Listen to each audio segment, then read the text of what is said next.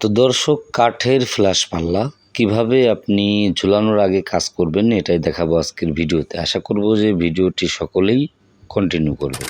তো বন্ধুরা, যারা আমাদের চ্যানেলে নতুন অবশ্যই আমাদের চ্যানেলটি সাবস্ক্রাইব করবেন, আর যারা সাবস্ক্রাইব করে দিয়েছেন তাদেরকে অসংখ্য ধন্যবাদ।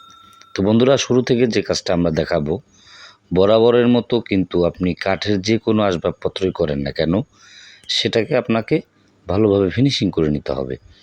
তো স্ক্রিনের দিকে ভালোভাবে লক্ষ্য করে দেখুন, আমরা কিন্তু ডিজাইনের ভিতরে ভালোভাবে ফিনিশিংটা করে নিচ্ছি এবং যে পেপারটা দিয়ে ফিনিশিংয়ের কাজ করে যাচ্ছি এটাও কিন্তু গুরুত্বপূর্ণ একটা বিষয়, যেটা হচ্ছে আপনার পেপারটা অবশ্যই ভালো হতে হবে, তা না হলে কিন্তু আপনার ফিনিশিং কখনোই আসবে না। তো এটা সম্পূর্ণ ফ্ল্যাশ পাল্লা এবং অনেকে আছে যারা আর কি বিশেষ করে কাঠের আসবাবপত্রতে এই কাজগুলো না করে সরাসরি ব্যবহার করেন। তো তাদের জন্যই আমি এই ভিডিওটি তৈরি করলাম। তো অনেকেই আছেন যারা আমাদেরকে বারবার কোশ্চেন করেন যে ভাই, আপনারা যে ফার্নিচারগুলো পালিশ করেন কাঠের আসবাবপত্রগুলো, তো এটা আসলে করার আগে কি করণীয়। তো আমরা প্রত্যেকটি স্টেপে আপনাদের মাঝে তুলে ধরব। তো অবশ্যই ভিডিওটি কেউ টানা হেঁচড়া করবেন না, কন্টিনিউ করবেন। তো বন্ধুরা, বরাবরের মতো কিন্তু ভালোভাবে পরিষ্কার করে নিতে হবে এবং ধুলো ময়লা যদি থেকে থাকে তাহলে সেটাকে কিন্তু সুন্দরভাবে পরিষ্কার করে নিতে হবে, যাতে করে কোনো রকম এক দানা ধুলো ময়লা লেগে না থাকে। তো যে দেখুন, আমরা অলরেডি এটাকে পরিষ্কার করে নিচ্ছি এবং সিরিজ পেপার যতটা ফিনিশিং করে নেবেন ততটাই কিন্তু ভালো হবে। তো যাই হোক, যখনই আমাদের এই কাজটা শেষ হলো, পরবর্তী স্টেপে যেটা, তো আমাদেরকে শুরু থেকে কি করতে হবে, আমাদেরকে আস্তরের যে মালটি সেটি কিন্তু তৈরি করে নিতে হবে। তো প্রথমত আমাদের বয়মে গালা ভিজিয়ে রাখা হয়েছিল, তো আমরা পরিমাণ অনুযায়ী গালাটি দিয়ে নিচ্ছি। তো আর একটা বিষয় হচ্ছে, অতিরিক্ত মোটা করা যাবে না, তো অবশ্যই মিডিয়াম আকার করে নিতে হবে, হ্যাঁ, না বেশি মোটা নয় বেশি পাতলা। তো এভাবেই কিন্তু আপনাকে প্রথম স্টেপে মালটা তৈরি করতে হবে। যে দেখুন, অলরেডি আমাদের হাতে কিন্তু একটি পালিশের কাপড় রয়েছে এবং আমরা স্টেপ বাই স্টেপ প্রথম যেটা ব্যবহার করলাম। তো বন্ধুরা, এটা হচ্ছে গুরুত্বপূর্ণ একটি মেডিসিন, যেটা আর কি ফ্রেশ পাউডার বলা হয়। এটা দিলে তেলতেলে হবে এবং ন্যাচারাল হবে। তো এটা আপনি পরিমাণ অনুযায়ী চাইলে একটু বেশি দিতে পারেন। এটা বেশি দিলে কোনো রকম ক্ষতি হবে না, বরঞ্চ আরও ভালো হবে। তো যাই হোক, আমরা নিয়ম অনুযায়ী ফার্স্টে যেটা দিলাম এটা হচ্ছে ফ্রেশ পাউডার, এবং দ্বিতীয়ত যে রঙটা মেলাবো, যেহেতু আমরা মেহগনি কাঠে করব, সেই ক্ষেত্রে আমরা 1 চিমটি পরিমাণ সিঁদুর ব্যবহার করলাম। তো তৃতীয় স্টেপে যেটা ব্যবহার করব এটা হচ্ছে এলামাটি রং। এটা আমরা প্রত্যেকটি ভিডিওতে দিয়ে থাকি। যদি আমরা মেহগনি কাঠে বেশি করে থাকি সেই ক্ষেত্রে আমাদের এই রঙগুলো কিন্তু সচরাচর ব্যবহার করা হয়, এবং হালকা একদানা পরিমাণ মেহগনি রং এখানে অ্যাপ্লাই করলাম। তো বন্ধুরা, এভাবে যখন আমাদের মালটি তৈরি হয়ে যাবে, দেখুন আমাদের হয়ে গেছে। এখন আমরা সরাসরি যেটা আমরা ফ্ল্যাশ পাল্লা সেটাতে কিন্তু অ্যাপ্লাই শুরু করলাম। তো বন্ধুরা, প্রথম কোট অবশ্যই শুকনো করে ব্যবহার করবেন।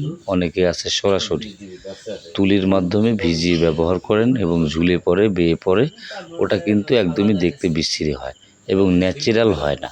তো এই বিষয়টা কিন্তু ভালোভাবে লক্ষ্য করবেন। তো অবশ্যই প্রথম কোট আপনি শুকনো করে অ্যাপ্লাই করবেন, এতে করে আপনারই ভালো হবে।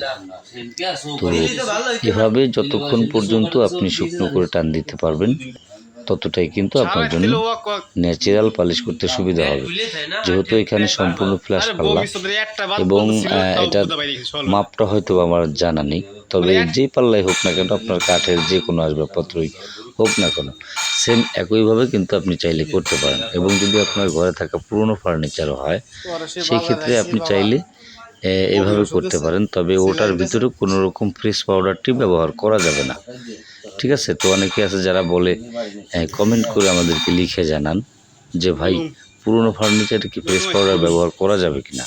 তো আমি বলি যে ভাই, না, কখনোই না। পুরনো ফার্নিচারের ক্ষেত্রে আপনাকে আলাদাভাবে পালিশ করতে হবে, এবং এটা সম্পর্কে যদি আপনাদের কোনো মন্তব্য থাকে তাহলে সেটা আমাদেরকে বলবেন। ইনশাল্লাহ আগামীতে আপনাদের জন্য ভিডিও নিয়ে আসবো। তো আমরা হচ্ছে আজকের যে গুরুত্বপূর্ণ বিষয় সেটা হচ্ছে ফ্ল্যাশ পাল্লা আস্তরের যে টেকনিকটা, এটাই দেখাচ্ছি। তো দ্বিতীয় স্টেপে আপনাকে তুলি ব্যবহার করতে হবে, যে তুলিটি অবশ্যই 1 থেকে 1.5 ইঞ্চি হতে হবে, অতিরিক্ত বড় তুলি দিলে কিন্তু একদমই জাবড়ে যাবে। এই জন্য 1.5 থেকে 2 ইঞ্চি একটি তুলি আপনি ব্যবহার করবেন। তো সবচাইতে ভালো হয় 1 ইঞ্চি একটি তুলি যদি আপনি ব্যবহার করতে পারেন। তো স্ক্রিনের দিকে দেখুন, আমরা কিন্তু 1 ইঞ্চি একটি তুলির মাধ্যমে প্রত্যেকটি কোনাকানিতে মেডিসিনটি ভালোভাবে পৌঁছে দিচ্ছি।